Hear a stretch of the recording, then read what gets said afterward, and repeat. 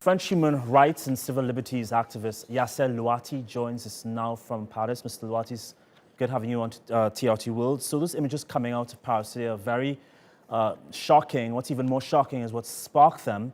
How much of a problem do you think France has with police brutality and particularly against people of color?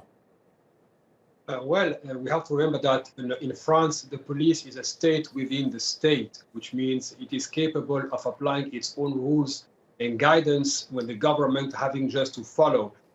Maybe to give a broader image, the horrible images we have seen of Michel, the hip-hop producer, being beaten and called with the N-word in France, this is not something we can call an accident. This is happening on a regular basis in France. As a matter of fact, racial profiling within the police is an institution. If you are a black or Arab youngster in France, you are 20 times more likely of being racially profiled by them, which means 20 times more likely of facing the same level of brutality. But people maybe don't forget or don't remember that the French police was born under the fascist government of Vichy, the regime of Vichy, which collaborated with the Nazis.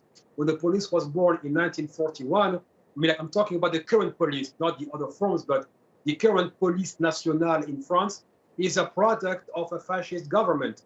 And its first accomplishments was the rounding up of Jews in the 1960s. Between 200 and 300 Algerians were killed by the same police without ever questioning it. This is where the problem lies, is that we see these massacres in the 1960s. Nobody was blamed for it. And when police officers are caught, as we saw with multiple videos with the Yellow Vest movement, now the French government, the Emmanuel Macron government, wants to ban filming the police as if to further protect its police and shield it away from any scrutiny or at least accountability. Well, President Macron released a slew of tweets over the past 24 hours promoting peace, unity and understanding of the challenges police face. But does the government have anything actually proposed when it comes to dealing with racism in France? No, absolutely not, because in France, racism is considered a moral problem. It is a series of isolated events. We do not have, the government refuses to understand or to speak of racism as a systemic problem that is structurally imposed, ingrained into our society. As for Emmanuel Macron tweeting, this is to add insult to injury. A couple of months ago, he even refused the term police brutality. And what would have happened if that black man got beaten by the police without videos supporting his version?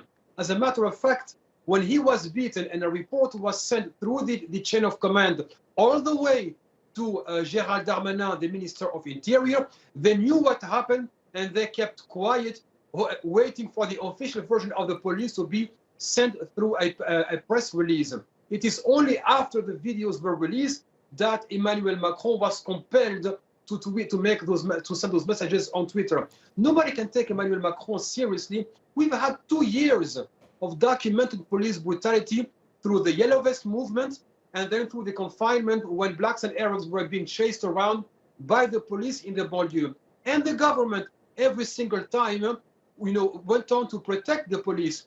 Just to give you a slight indication of how out of control this police is, the people who are in charge of overviewing and supervising the police, the supposed police of the police, are former police officers themselves, which means you've got police officers investigating the misconduct of their former colleagues.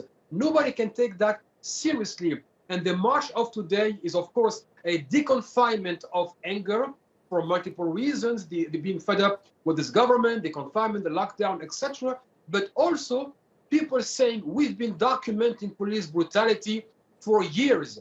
And now the government, instead of taking this seriously and questioning police practices, recruitment of the police, accountability, transparency, and how to properly sanction police officers who misbehave, he comes around and say, we are going to apply Article 24, which will ban people from filming the police, and which is even new to our legal apparatus, is that they will criminalize intentions, because this Article 24 is not only about prohibiting filming the police, but it's also about prohibiting the intention of harming with the police with these videos. So that's why the authoritarian drift we saw on the back of Muslims for the past multiple weeks is also combined with a further drift by securing this, reinforcing the security apparatus and making the police above any accountability.